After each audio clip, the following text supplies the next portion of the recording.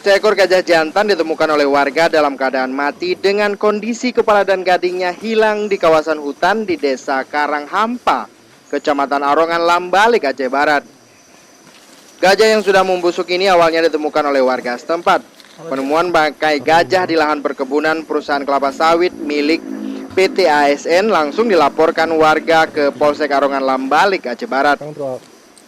Anggota polisi sektor Arongan dan Polres Aceh Barat langsung melakukan olah TKP ke lokasi untuk mencari penyebab kematian gajah jantan yang diduga sudah mati sebulan lalu. Gajah ini diduga dibunuh oleh para pemburu gading.